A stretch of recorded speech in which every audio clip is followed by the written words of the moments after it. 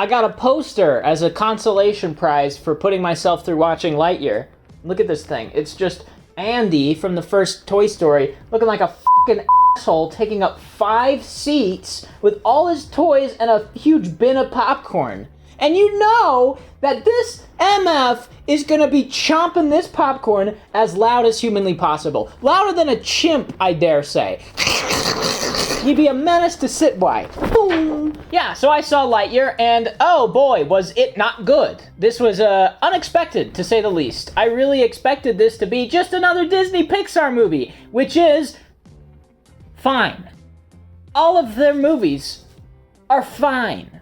Almost everything they've done for 10 years has been fine. This is probably the worst thing they've released in a hot minute. And honestly, it's all the script's fault. And it's fine, but it's all the script's fault. Because most of the other stuff is pretty decent. The cast is good. The animation looks nice. But the script is oh so bad. And everything the script does is oh so bad. Because the story is stupid. For one, the dialogue is terrible. For two, and the big twist reveal is even worse. Our first hyperspeed test flight is a go. Who are you talking to? No one. You were narrating again. I was not. The story is oh so dreadful. I mean, it has like 3 different starting points. The first act is a jumbled nightmare, which starts off with Buzz Lightyear and crew landing on a planet to investigate it for some reason. Because life's on it or something? Why would they want to do that? They're super in the future? I don't know. Whatever. They investigate life on this planet. Life's hostile, yada, yada, yada. They try to escape, and their ship crashes, and they have to start anew on this planet. So they start building spaceships on a new planet. They just have all this scaffolding go up in a time lapse, and Buzz Lightyear voices over saying, "We built stuff on this planet, and because it has a lot of stuff on it." And then they say, okay, our hyperdrive crystal is broken, so we need to get a new one. So Buzz, you have to test out all these new hyperdrive crystals to see if they'll work. And each time he does, it goes a little bit further in the future, and a little bit further in the future, and a little bit further in the future. And so people age all around him, yada, yada, yada. He comes back one day, his best friend is dead, so sad, barely knew her, didn't matter. But we digress. They finally figure out the crystal that is going to help him achieve light speed because a robot cat figured it out, which is the best part of the movie. His name is Socks, and I love Socks because he's a cat, and if you put a cat in a movie, then I'm in, dude. And Disney, they have a big thing with having animal sidekicks in all their movies, but most of them aren't cats. This one's a cat, so it's cool. But the robot cat figures out this crystal, and he goes so far in time that all of a sudden robots are attacking this tiny colony that has been thriving for 30 years that hasn't moved at all. And so they got to figure out what the robots are, and to stop the robots so that they can get out of there, to get into the small colony that now has a big shield around it. And that's our story.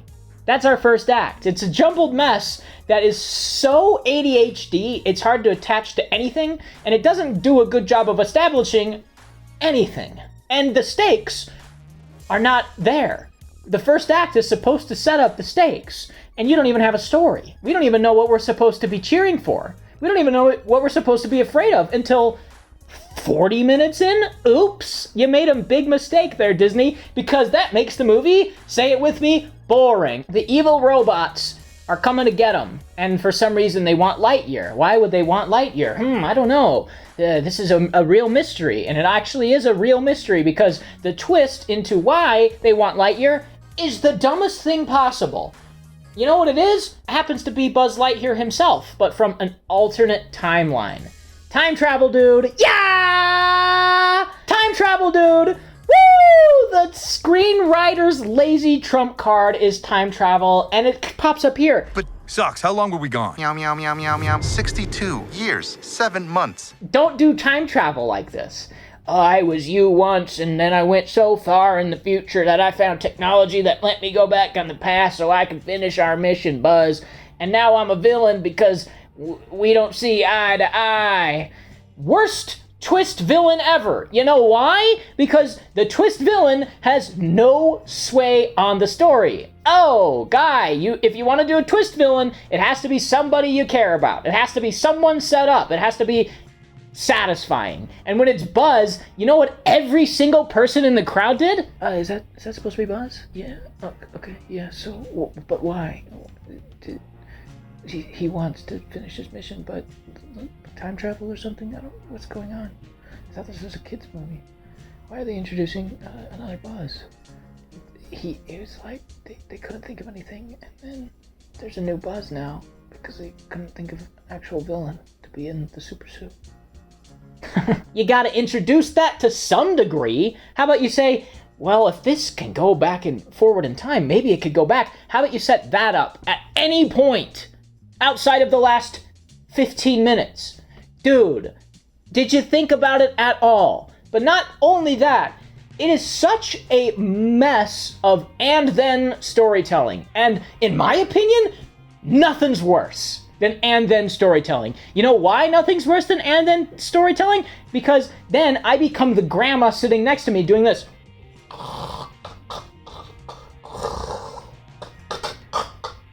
Falling asleep. You know what and then is? And then Buzz needs to get a thing for the ship.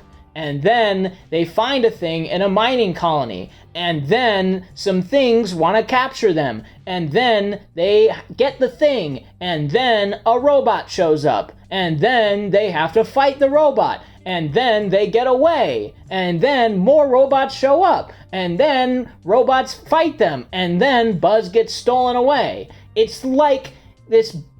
It is basically just... Who cares the movie? Oh, things happen because why not? Because the movie wouldn't be long enough if you just had them go up into the spaceship immediately and blow it up like they wanted to do. So you have to introduce obstacles. I get it. But the obstacles come out of nowhere. Zurg, or whatever, the big robot Buzz, comes down in a little spaceship for no reason, and he starts driving, and then for 20 minutes, I guess he's just driving around. I don't know why. He just drove around, and then Buzz was like, okay, we got our ship. Let's freaking fly up to this ship. And then, oh, here comes evil Zurg Buzz. I'm going to shoot him down. Oh, dang. And then he just goes away. So that's an example of and then storytelling. Zurg flies out of the ship, and then Buzz flies out of his ship, and then they meet, and then Zurg shoots him down, and then he goes away. What is this writing? To destroy the alien ship. I have a plan, and I have a team. Darby can take any three things and make them explode. I do this, and they shave a little time off my sentence. Okay. But the weirdest part of all is that it tries so hard to have characters and character arcs. And with Buzz especially. Every line of dialogue he says, though, is awful. Just awful. He says a variation of fly home, buddy, I work alone for the entire movie. That's his character arc. He has to learn to work as a team. One of the worst, most cliched character arcs of all time. And that's the movie. Oh, you gotta learn to work as a team, Buzz. You see these people? You gotta learn to work as a team. Oh, there's an autopilot in your ship. Oh, you need to learn to use it. You have a little cat. You gotta learn to be friends. That's the whole story. It really is so exhausting for the dialogue to just be the same thing over and over and over again. Buzz, you need to trust me. No. I can't put you in that situation. I need to do it alone. Oh, autopilot, I'm here to help. Oh, autopilots. Ooh, I don't want to autopilot. Turn it off. Oh, it's so tiring. I think he says, darn autopilot 15 times or something along those lines. And then at the end, when autopilot shows up he goes, good to see you, old pal. And I go, I'm done. So it's tying it into this Toy Story universe in a very loose way. It's Andy's favorite movie, and that's the reason he brought Buzz home for Toy Story 1. And I said, that's an interesting, cute concept, okay. And then it proceeded to have nothing to do with anything. Not even the time period it's said to set in, the 90s, or 95 more specifically. How about you make it 90s? Or at least a little bit 90s. Instead, I guess it was ahead of its time for the 90s because it's got a grand orchestra. It has animation that is top of the line for 2022. It's got a voice cast that's really crisp sounding. It's got writing that's incredibly dated somehow, though. And maybe that's what they were going for. Maybe the writing is so bad because they wanted it to be from the 90s. I just cracked the code. The movie's boring. The movie is poorly written. And I'd probably give it a 3 or a 4. Simply because it looks nice. And Michael Giacchino's music is good. And the voice cast is solid. So, probably I want to say a 4, so bad. But it's probably a 3. Oh!